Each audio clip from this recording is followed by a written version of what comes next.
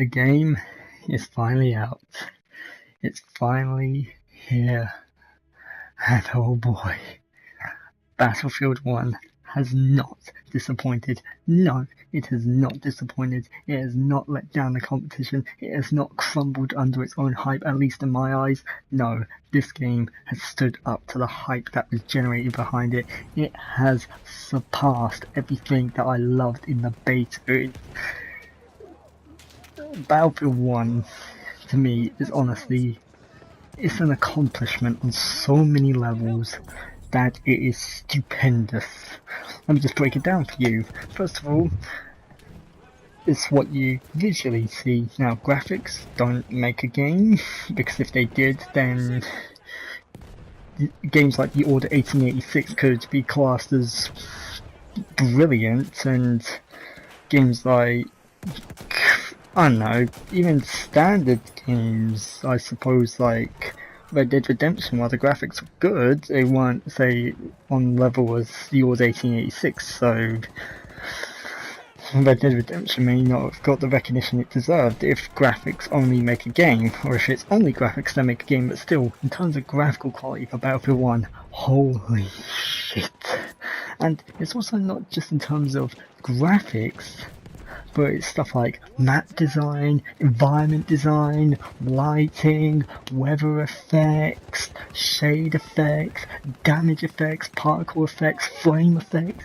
Every visual is just a brutal pummeling on your visual senses, but in a good way. It's just bombarding you with all these different senses. It's mad. Then let's talk about the audio.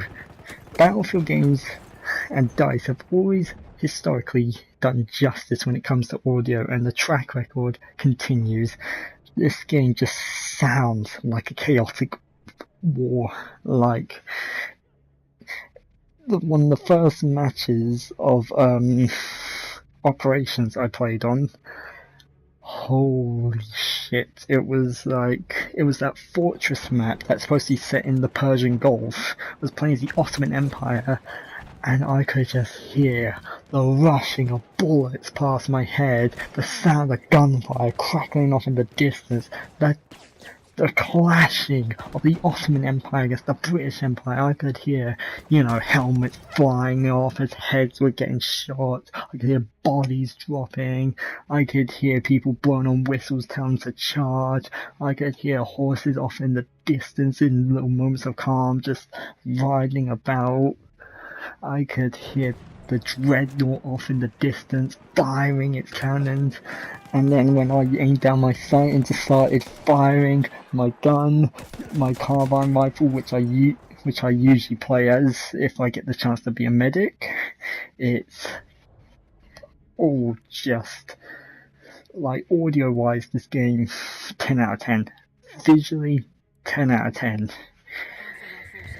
Now, one of the other elements that Battlefield, in my eyes, does fantastically in is gameplay. Again, they have set another standard. This game, while you can run and gun things alone, you're not going to survive long doing it.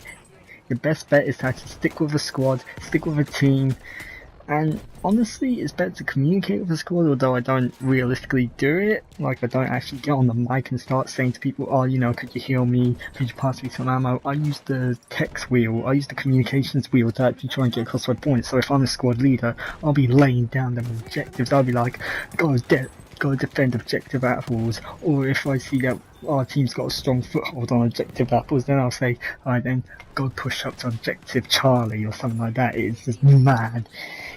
And then, if I'm obviously not squad leader, I'll be, from time to time, I'll be flicking up that request order thing like, so what do you want us to do? How do you think we're going to win the battle?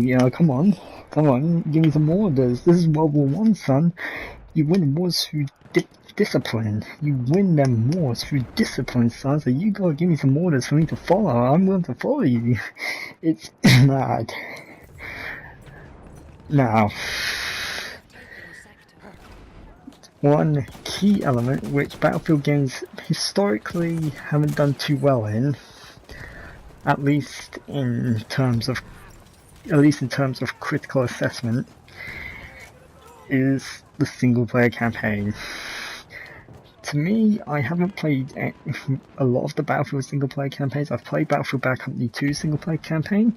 Thought that was a very interesting and very good story, although I haven't completed it. From what I've played of it, the characters, they seem to have a good sort of back and forth amongst each other. Battlefield 3's campaign, I thought I loved the sort of grounded scenario that it was in. Like, it's grounded for the time, you know, the possibility of Iran having nukes, and obviously if you know anything about sort of Middle Eastern political affairs and political spheres and all that, you know that the US isn't exactly too happy on Iran having a nuke in case they either use it against America or if they use it against one of America's allies like Israel. So again, it's just that little element and the whole situation of loose nukes and, you know, some foul play even on, and some, like, anyways, Battlefield 3 story, good in concept. At times it was good in its execution and its grand moments, but overall it's nothing exactly to write home about. It's quite mediocre in a sense. Like, as much as they tried to keep it grounded and realistic, it came off as quite mediocre. But Battlefield 1 story, or rather stories, so far they are amazing. Like, if I had to give one critique, is that some stories are longer than others. So like the first story you play through Mud and Blood, it sees you playing as Edwards, a tank driver in the British Army. That's like 5 chapters long, or 4 chapters long, or missions rather. That's like, but then you look at stories like Nothing Is Written, where you play as a female Bedouin woman who's joining Lawrence of Arabia in his Arab revolts against the Ottoman Empire, yet that's only got 3 missions in it. Now, I get that they actually base it off the multiplayer maps in the game, but still, it's just... if only they could have added in a few more maps, like just, you know, 2 or 3 missions each for the characters, because I feel that some stories are just shorter than others, and there's like, obviously, I have a sort of preference for sort of locations, theatres of war that I'd like to play, but there's also like some characters with some intriguing and interesting stories that I just want to spend more time with. So I'm in agreement with certain reviewers like GameSpot when I sort of think it's like, well, these stories are brilliant, they're well told, even if they're sort of loosely based on actual people that fought in World War One. They're not long enough. Like, they still get off sort of like the human element of the war, and they do a better job of making me actually care for the characters and story than most of the storylines in, say, Call of Duty. In Call of Duty, you're just hopping around the world shooting non-white people, and then you're going to be going off into space to shoot white people and robots. But Battlefield, it actually drives home this sort of human element of the war, as each character sort of like has their own sort of distinct motivations, and they're not all fighting the war for like glory. Like, they're not fighting just for their empire. Some of them are fighting for like their own personal glory. Some of them have ulterior motives, and but one highlight of the entire story that I think was beautifully executed, that was perfect, is that prologue, that introduction to the Battlefield war stories. I actually go back and play it. I've played through it 2 or 3 times already. I still go back and play it because it's just so perfectly done, because it really does it. I've never fought in World War One, obviously, I wouldn't have been alive to do it, but I'd imagine when people try and describe what it was like on the eastern, or rather the western front of World War One. Oh, I get my fronts mixed up, so I think it's like, basically it's the European theatre of war where you had battles like the Battle of the Somme. I imagine the prologue is what people try to describe to you know, the younger ones and others when they try and describe what World War One was like, what we generally think of World War One. It is just amazing. Oh my goodness, especially that final moment, the German soldier and the Harlem Hellstormer, or the Harlem Hell Trooper, I forget the regiment's name, like pointing their guns at each other, and he's just like, they push, we push, and he goes off into that long speech. It's just beautifully executed.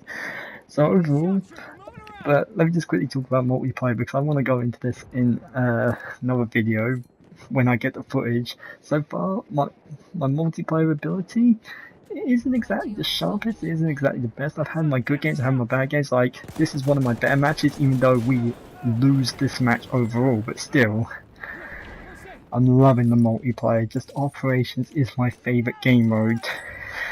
Again, my only other complaint with it is that if they could have had a couple more maps, like a couple more different theatres of war to play in, or a couple of different scenarios, like, that would have been brilliant. But overall, I'm absolutely loving and enjoying the multiplayer, and I'll continue to level up, rank up, and progress up. Finally, as this is being uploaded, I am actually uploading a video to Breakout Productions. It is going to be 44 minutes long. It's my first PC gameplay recorded footage, and it's just me playing Crusader Kings 2, trying to introduce that onto the channel, because when I upload to Breakout Productions, that's basically what I'm going to be doing. Crusader Kings 2, maybe some Call of Duty 4 on PC. I've got a couple of other PC games on there, like the Talos Principle, that I still need to complete with a bunch of DLC, so maybe I can do some live playthroughs on that. Who knows, but the sky's the limit. I think NJH619 is supposed to be uploading a video, but I'm not sure. Anyways, I'll go off now, begin uploading my CK2 gameplay to Breakout Productions, and I shall see you guys later. Battlefield 1, game of the year for me. Summed up in one sentence. I absolutely love this game. Thank you guys. Thank you so much for this game. It is a masterpiece.